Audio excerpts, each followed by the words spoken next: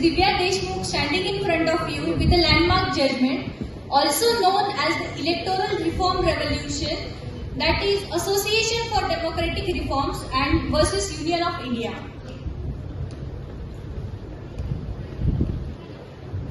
Former Union's Finance Minister Arun Jaitley, while presenting the Union Budget of 2017-18, stated that after 70 years of independence, India has not evolved a single transparent method for electoral funding, which will be beneficial for free and fair elections in the country.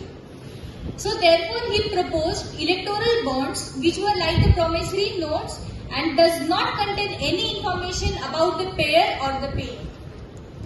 The photo on the screen shows a picture of the electoral bond. Now, coming towards the challenges faced by this scheme was the first one of the anonymity of the donations.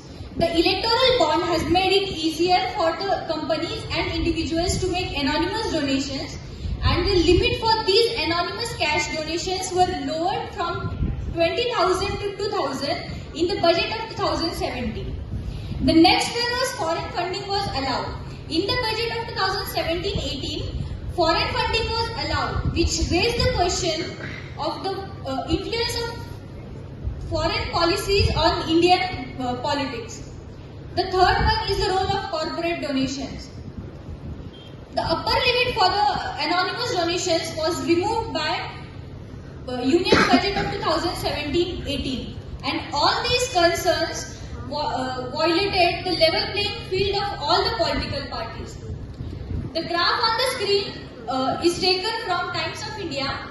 It shows the funds which were collected by electoral bond from the year 2017 to 2022. The total amount which was collected was approximately 9,000 crore, among which 5,000 crore was grabbed by BJP itself, the ruling party. Then comes Congress and Trinamool Congress. So it is clear from the data that the parties which receives more funds comes in power, and literally no one knows the sources of such large amount which were donated to these political parties.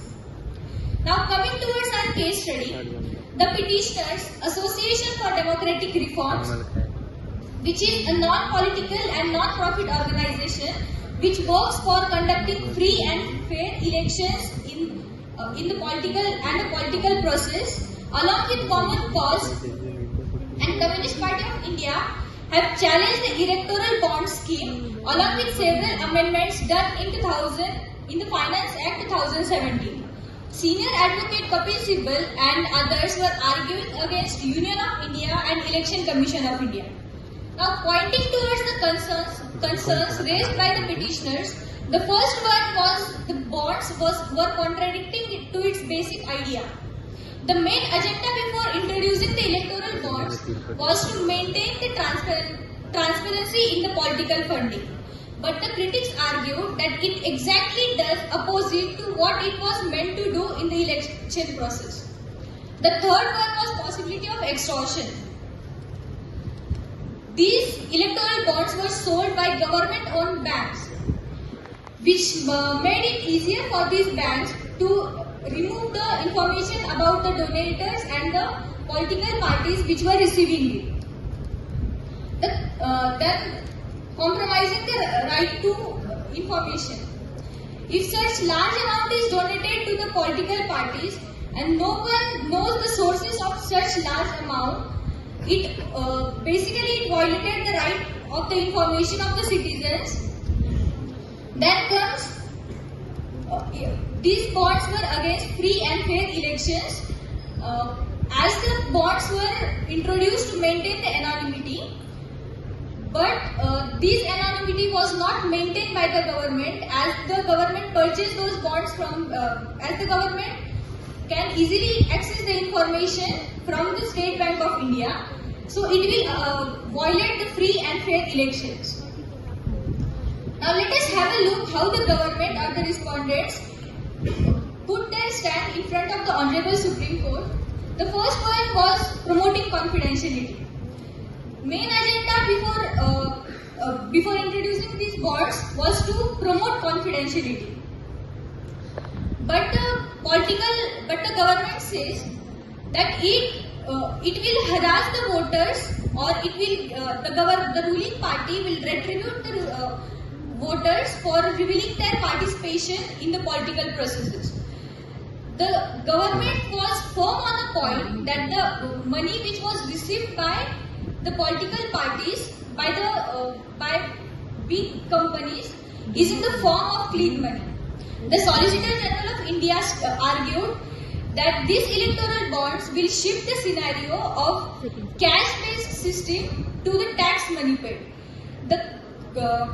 Despite of all this government's defense, Honorable Supreme Court struck down the electoral bond, declaring it as unconstitutional on 5th of February 2024.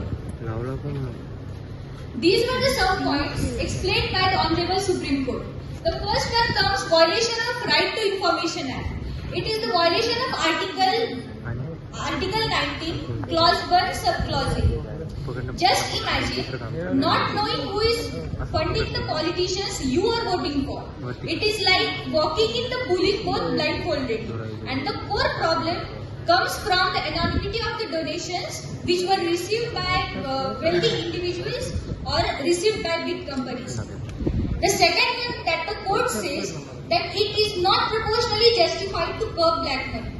Relying on the proportionality test given in the verdict of 2017's case, Justice K.S. Puttaswamy versus Union of India, which upheld the right to privacy as a fundamental right, the court observed that the government does not adopt any least restrictive methods to curb it to achieve its objectives. The court also agreed with the petitioners